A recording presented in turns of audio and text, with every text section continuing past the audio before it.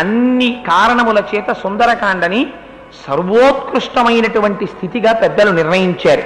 మీరు జాగ్రత్తగా వింటే ఉపాసనకి సంబంధించినటువంటి అనేక రహస్యాలు తలబద్దలు కొట్టుకున్నా సరే ఇవి ఎలా ఉంటుంది అని అర్థం కానటువంటి విశేషాలు కూడా హనుమ యొక్క అనుగ్రహంతో, సీతారాముల యొక్క అనుగ్రహంతో ఉపాసనకి సంబంధించినటువంటి రహస్యాలన్నీ తేటతల్లమవుతాయి సుందరకాండలో.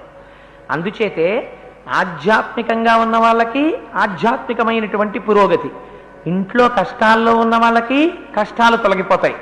ఏమండి మా ఇంట్లో పాపకి పెళ్ళవలేదు, సుందరకాండ వింటే పెళ్ళవుతుంది. ఏమండి పిల్ల చాలా కాలమైంది వివాహమై సంతానం లేదు, సంతానం కలుగుతుంది. బంధువులు దూరదేశం వెళ్ళిపోయారు, అప్పటి నుంచి ఇప్పటి వరకు మళ్ళీ మేము బంధువుల్ని కలవలేదు, సుందరకాండ విన్నవాడికి బంధు సమాగమం అవుతుంది. నేను కొన్ని చోట్ల సుందరకాండ చెప్తే అది నా గొప్ప కాదు, సుందరకాండ గొప్ప. సుందరకాండ చెప్తే ఆ తర్వాత మా ఇంటికి వచ్చారు ఒక ఆయన, వచ్చి నాతో అన్నారు, విదేశాలు వెళ్ళిపోయినటువంటి నా బిడ్డని ఇప్పుడు చూస్తానని నేను అనుకోలేదు కోటేశ్వరరావు గారు. సుందరకాండ అయిపోయిన తర్వాత ప్రసాదం పుచ్చుకుని ఇంటికి వెళ్ళానండి, ఫోన్ వచ్చింది అకస్మాత్తుగా మా అబ్బాయి వస్తున్నాడని. అమ్మా నిన్ను చూడాలనుందమ్మా, 20 రోజులు నీ దగ్గర ఉండడం కోసం వస్తున్నానమ్మా అన్నాడు.